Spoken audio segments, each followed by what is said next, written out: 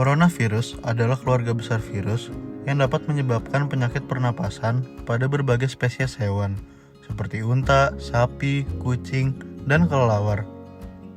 CoV adalah virus RNA untai positif dengan penampilan seperti mahkota di bawah mikroskop elektron karena adanya spike glycoprotein pada selubung lipid bilayer untuk menempel pada sel inangnya. Sampai saat ini, ada 7 CoV yang mampu menginfeksi manusia. Pandemi yang sedang kita alami saat ini disebabkan oleh jenis coronavirus yang dikenal dengan nama COVID-19 atau novel coronavirus. Berdasarkan karakterisasi genomnya, virus ini diduga berasal dari kelelawar yang berpindah ke mamalia lain sebelum akhirnya menginfeksi manusia. Corona pertama kali terjadi pada Desember 2019. Sekelompok kasus pneumonia yang disebabkan oleh beta coronavirus baru diidentifikasi terjadi di Wuhan, Cina. Coronavirus ini pada awal dinamakan sebagai 2019 novel coronavirus atau 2019 nCoV. Lalu, pada 12 Januari 2020, oleh World Health Organization, penyakit ini secara resmi disebut coronavirus 2019 atau yang disebut COVID-19. Menurut data persebaran COVID-19 dari WHO, per 2 April 2020, terdapat 896.475 kasus yang terkonfirmasi secara global. Di wilayah Western Pacific, kasus tertinggi terjadi di Cina dengan jumlah kasus 82.724. Di wilayah Eropa, kasus tertinggi terjadi di Italia dengan jumlah kasus 110.574 kasus.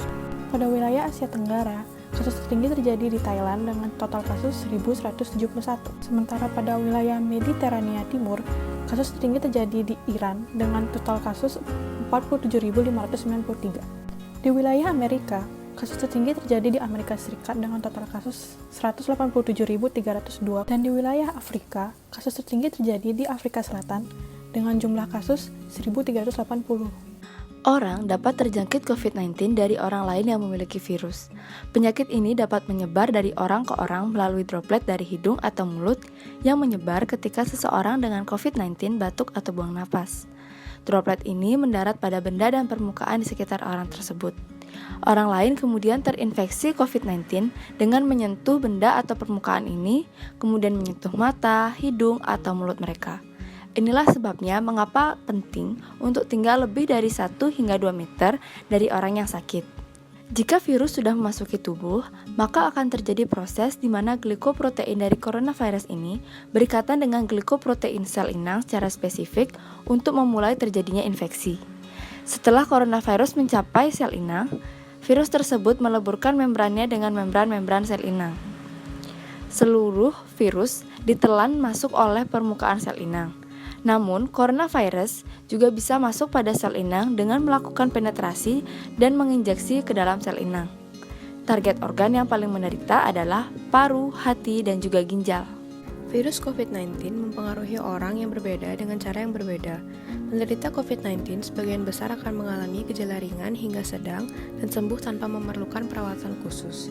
Orang yang memiliki masalah medis seperti penyakit kardiovaskular, diabetes, penyakit pernapasan kronis, dan kanker, serta mereka yang berusia di atas 60 tahun memiliki risiko lebih tinggi terkena penyakit parah dan kematian. Gejala umum dari virus ini adalah demam, kelelahan, dan batuk kering, serta gejala lain termasuk sesak nafas, sakit tenggorokan, dan sangat sedikit orang akan melaporkan diare, mual, atau pilek. Pencegahan yang dapat dilakukan oleh diri sendiri. Yang pertama, cucilah tangan menggunakan hand sanitizer atau sabun dengan air setelah bepergian dan melakukan kontak fisik dengan permukaan benda. Kemudian, gunakan masker apabila sedang mengalami sakit, batuk, dan pilek. Gunakan siku yang terlipat pada saat batuk, bukan dengan tangan Anda. Kurangi menyentuh wajah, kurangi bertemu seseorang dan melakukan kontak fisik. Mandilah setelah bepergian keluar rumah. Bersihkan dan disinfeksi permukaan benda yang sering disentuh orang-orang. Periksakan diri ke dokter apabila merasakan gejala-gejala terinfeksi virus corona. Pencegahan yang dilakukan oleh pemerintah dengan memberlakukan pembatasan sosial berskala besar atau karantina wilayah untuk menertibkan rakyatnya agar berdiam diri di rumah untuk mengurangi penyebaran virus ini, di mana proses belajar mengajar diberlakukan secara online dan pekerja telah diusahakan untuk bekerja dari rumah atau work from home.